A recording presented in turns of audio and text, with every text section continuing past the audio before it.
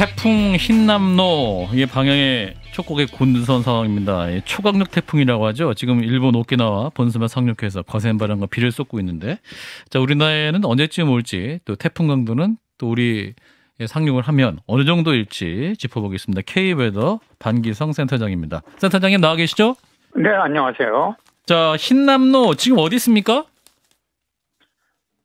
이제 태풍 흰남노가 일본 오키나와에 가장 가까이 접근했을 때가 어제 오후 9시경이었습니다. 예. 오키나와 이제 니아시 남쪽 170km 해상까지 접근한 다음에 그다음에 또다시 남쪽으로 내려갔어요. 예.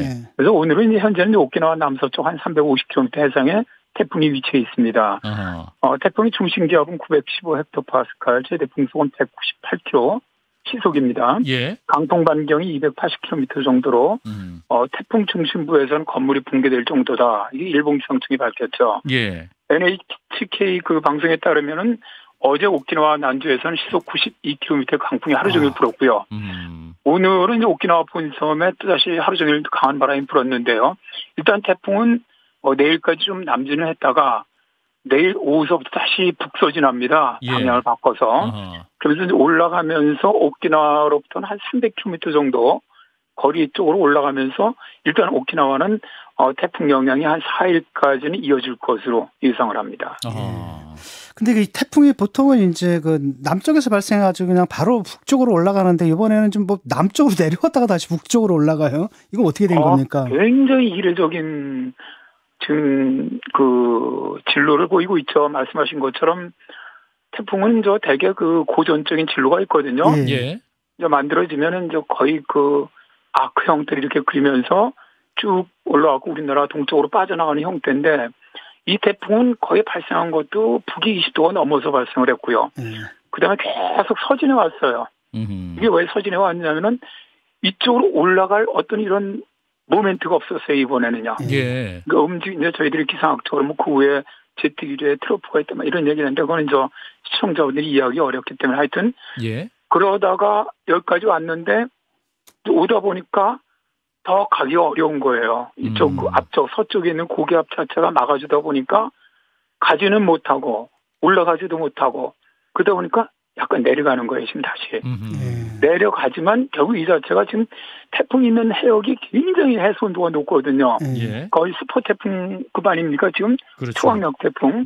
그 정도가 되면은 실제로 이 북쪽으로 다시 움직이려고 하는 힘이 생깁니다. 그래서 이제 이게 오늘 밤부터 내일 사이에 좀 밑으로 내려가서 정체하다가 이제 내일 오후서부터 이제 북서진으로 이제 올라올 것이라는 얘기죠, 우리나라 쪽으로. 근데 이게 이제 북위 22도 이상에서 발생했다라는 것은 이제 지구가 더워지고 있다는 얘기죠. 그렇다면 네, 그렇죠. 그렇다면 이제 이게 지금은 이례적이라고 하지만 이게 일상화될 수도 있는 거 아닙니까? 지금 많은 기후학자들은 태풍이 발생하는 것이 이제 우리가 고전적으로 예전에 저희들 기상할 때는 북위 5도에서 한 15도 사이 정도에서 되게 태풍이 발생한다고 봤거든요. 예. 저희들 다 그렇게 배웠어요. 그런데 지금은 거의 15도 이상에서 발생하는 태풍이 굉장히 많습니다. 이미. 이게 이제 다 연구에 의하면 결국 태풍이 어쨌든 해수 온도가 올라가니까 강도가 점점 강해질 것이다. 첫 번째. 두 번째는 이 동아시아에 영향을 주는 태풍 같은 경우는 좀 더 북이 한 15도 이상에서 발생하는 경우가 굉장히 많아질 것이라는 거죠. 그러니까 우리나라 같은 데는 저 멀리서부터 올라오는 게 아니라 가까운 데서 발생해갖고 올라오다 보니까 굉장히 빨리 또 영향을 줄 수가 있고요. 이런 특징을 좀 가지고 있죠. 이게 기후변화의 영향으로 봅니다. 해수면 온도 상승이라는 부분, 그러니까 지구 온난화의 큰 틀에서 보면 이 태풍의 발생도 좀 이해할 수 있는 측면이 있을 것 같은데, 이 달리던 열차를 탈선시키거나 쇠철탑을 무너뜨릴 수 있다. 심한 경우는 건물도 붕괴시킬 수 있다. 이 정도 위력이라고 하는데, 이런 정도의 위력의 태풍이 우리나라에 온 적이 있었나요? 일단 뭐 태평양상에서는 그 정도 강도를 가졌던 태풍은 있습니다. 그렇군요. 그냥 다만 이제 우리나라까지 올라오면은 약화되고, 30도 정도 올라오면 좀 약화가 되죠. 그러니까 우리나라 주변에 올라와갖고는 그 정도는 없는데, 현재는 뭐 초강력 태풍이고요. 거의 그러니까 미국 걔들은 이제 카테고리로 나누는데 거의 슈퍼 허리케인급 정도까지 발달해 있죠. 그런데 이제 대개 이제 우리나라 저희들은 태평양상에 그때 있을 때보다는 이게 영향을 준다면 우리나라에 근접할 때가 어땠느냐로 되게 비교를 합니다. 그러니까 이제 제주도에 근접했을 때 그 태풍이 어느 정도 예를 들어 기압치를 가지고 있었고 바람이 어느 정도 불었느냐. 네. 이게 부산 근처로 왔을 때는 어느 정도였느냐. 이걸 갖고 대비교를 하거든요. 예. 왜냐하면 그 밑에서 아무리 강했다는 건 우리나라에 큰 의미가 없기 때문에 그래요. 그렇군요. 그런데 이제 우리나라에 지금까지 태풍이 피해가 제일 컸던 게 1959년 태풍 사라입니다. 예, 사라죠. 이때 인명피해가 800명이 넘었죠. 그다음에 2002년에 태풍 루사 재산 피해가 제일 컸죠. 5조 1천억 원 정도. 네. 그다음에 2003년 태풍 매미. 이때도 이제 4조 한 2천억 원 재산 피해가 있었는데, 근데 이 세 태풍이 제주 인근을 통과할 때 기압 최대 풍속을 보면 사라가 945헥토파스칼, 최대 풍속이 초속 46m 정도. 부산이 인접할 때 최대 풍속이 40.7m 정도였거든요. 예. 루사 같은 경우는 이보다 약했어요. 제주 근접할 때 최대 풍속이 36m. 그다음 매미 같은 경우는 제주 근접할 때 950헥토파스칼에 최대 풍속 41m 정도. 네. 그랬는데 이번에 지금 예상을 보면은 제주에 근접할 때 940헥토파스칼이거든요. 기압이 낮을수록 강한 태풍입니다. 예. 그리고 최대 풍속이 48m 정도예요. 48m. 와. 네네. 그러니까 우리나라 태풍 기준으로 매우 강한 태풍이 되고요. 일단 부산까지 근접하더라도 바로 16일 오후에 부산을 근접해 이제 동쪽으로 빠져나가거든요. 대한해협 쪽으로 해서. 예. 이때도 초속 43m입니다. 그러면은 우리나라에 지금까지 들어왔던 태풍 중에서는 가장 강한 태풍입니다. 그러니까 부산까지 들어왔을 때를 비교해 본다면 매미와 루사보다도. 네, 그렇습니다. 그러니까 이게 이제 말씀하신 것처럼 되게 우리가 태풍 강도를 갖다 기준할 때 한 뭐 예를 들어서 이 최대 풍속이 이제 우리가 얘기를 하죠. 최대 풍속이 33m 초속 이상이 되면 열차가 탈선을 하고 수철탑이 무너진다. 뭐 초속 45m가 넘으면 사람이나 돌이 다 날아간다. 그런데 일단 거의 뭐 부산 인근 지나갈 때 한 45m 가까이 불거든요. 예. 그러니까 이거는 엄청나게 정말 엄청나게 강한 태풍이라고 보시면 됩니다. 부산 같은 경우에는 지난 2년 전에도 해운대 고층 아파트 창문 수십 장이 날아가지 않았습니까? 그리고 또 그 고층 빌딩이 또 해안에 또 잔뜩 있어가지고 이게 통과하면은 그 빌딩 사이로 이른바 빌딩풍이라는 게 이제 엄청나게 강해지지 않습니까? 그러면은 이번에는 도심에서도 빌딩풍 피해가 엄청나게 클 것으로 예상되는데 어떻게 생각하세요? 그렇다고 봅니다. 일단 뭐 이번 태풍 지금 현재 예측이 부산 앞바다를 근접해서 통과하는 것으로 예상하고 있죠. 예. 이럴 경우는 가장 크게 영향을 받는 게 아무래도 이제 부산이라든가 마산이라든가 이제 울산 이런 쪽이 될 거로 보이는데. 예. 일단은 이건 빌딩이 높은 곳이 많은 곳, 또 많이 인접해 있는 곳일수록 피해가 커집니다. 2020년 이제 태풍 마이삭 하이선이 이제 그때 9월에 통과했죠.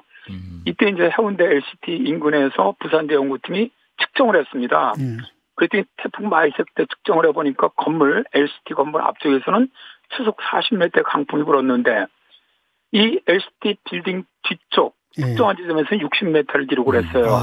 그러니까 빌딩풍의 영향으로 거의 50% 이상이 강해졌고, 그 다음 바로 따라 올라왔던 하이선 때는 해운대 앞바다에서 초속 27m의 강풍이 불었는데 LCT에서는 거의 60m가 넘는 순간제 대풍속이 기록되었거든요. 그러니까 이 빌딩풍 중에서 최소한 50% 이상, 최대 2배 이상까지도 불 수 있다는 건데, 이제 문제가 뭐냐면 결국 이 바람이 강해지면 바람의 압력이 강해지거든요. 풍압. 근데 압력은 이 풍속의 제곱입니다. 제곱승으로 강해지기 때문에 바람이 강해질수록 파괴력이 기업수록 커지게 됩니다. 근데 이번에 이제 말씀하신 제가 말한 것처럼 정말 가장 강한 태풍이 통과할 것으로 보이기 때문에 지난번 재작년에 그때 통과할 때 해운대에서는 유리창이 수백 장 깨졌고 그 빌딩 옆에 이런 부착물들이 다 날아갔거든요. 올해 피해가 훨씬 더 엄청나게 클 것으로 이게 좀 북상하면서 약해질 가능성 같은 것은 없을까요? 현재 이제 중심기압이 915헥토파스칼입니다. 그리고 지금 현재 북상하고 있는 지역의 해수 온도가 30도 내로 매우 높습니다. 태풍은 대개 해수 온도가 27도 이상이면 발생하고 유지가 되거든요. 그런데 지금 현재 해수 온도 분포는 바로 제주 남쪽 바다까지 27도 이상의 고수온력이 있어요. 근데 이제 다만 태풍은 올라오면서 이제 어떤 터뷸런스라든가 이런 것들이 좀 약해지긴 합니다. 약해지긴 하지만 급격하게 약화돼 갖고 정말 엄청나게 해피하게 그렇게 약해질 가능성은 매우 적다고 보고요. 특히 가을 태풍 같은 경우 우리나라로 접근하면 이동 속도가 빨라집니다. 우리나라로 올라올수록. 그럼 이동 속도가 빨라지면 약해지는 정도가 적어져요. 그러니까 강도를 그대로 가지고 올라올 가능성이 높고요. 또 가을에는 해수 온도가 1년 중에 가장 높아요. 이때 9월이. 예. 그다음에 북쪽에서 찬 공기가 지금 내려오고 있거든요. 그렇다 보니까 태풍이 올라온 북쪽과 부딪히면서 오히려 바람이 더 강해지고 비도 굉장히 많이 내리는 그런 특징이 있습니다. 예. 그래서 이번 태풍 피해가 상당히 클 것으로 그럼 이게 예상하는 무엇보다 이게 걱정스러운 것은 이제 다음 주 월요일부터 월화수 정도에 집중을 올 것이라는 예상이 있는데 그럼 추석 앞두고 뭐랄까요? 이게 큰 그 태풍 피해가 있을 수도 있을 것 같아서 굉장히 걱정이 큰데 센터장님 어떻게 대비해야 될까요? 걱정입니다. 사실 예. 지금 예상대로 간다고 하더라도 제주하고 경남 지역, 네. 동해안 쪽은 아주 피해가 굉장히 클 것으로 일단 보이는데요. 예. 뭐 어쨌든 뭐 지금 태풍으로 인한 가장 큰 피해가 높은 파도, 네. 그다음에 해일, 그다음에 강풍, 그다음에 호우죠. 뭐 당연히 뭐 일단 뭐 정부에서 이제 뭐 받아 나가 있는 조업하는 선박이라든가 예. 항해하는 선박이야 뭐 항구를 일단 피항시키겠죠. 네. 당연히 그건 그렇게 해야 한다고 보고요. 그래서 저는 맨 밑에 이때 그 마산 쪽에 해일로 많은 분들이 숨졌지 않습니까? 그렇죠. 사실 이 남해안의 저지대 주민들은 굉장히 위험합니다. 그래서 좀 이런 건 정부에서 좀 적극적으로 좀 해일 대비라든가 이런 건 좀 필요하다고 보고요. 예. 또 지금 좀 문제는 이 태풍만 가지고 올라오는 비구름이 아니라 태풍 전면에서 지금 이미 비구름이 만들어서 제주도가 지금 비가 내리고 있고 내일은 뭐 남해안, 모레는 남부지방까지 지금 비가 먼저 내리고 있거든요. 이번에는. 예. 그런데 이게 비가 먼저 내려오면은 땅이 굉장히 약해지기 때문에 산사태가 일어날 확률이 굉장히 높습니다. 예. 특히나 옹벽 붕괴도 많을 것으로 보고 그래서 이런 위험지역에 사시는 주민들은 좀 미리 대피하셨으면 좋겠고요. 저는 맨날 이 방송에서 제가 얘기하는 게 우리나라도 좀 이런 강력한 재난이 예상될 때는 네. 그 재난이 예상되는 지역의 주민들을 좀 정부에서 적극적으로 미리 좀 대피령을 내리는 것이 좋지 않겠느냐. 선제적으로. 그렇게 생각하고요. 예. 한 가지만 말씀드리면 국민 개개인들이 물론 뭐 이제 당연히 태풍이 접근해 오면은 각자 대비를 해야 되지 않겠습니까? 그렇죠. 그러나 이제 그거 외에도 태풍이 접근할 때는 밖에 나가시면 안 됩니다.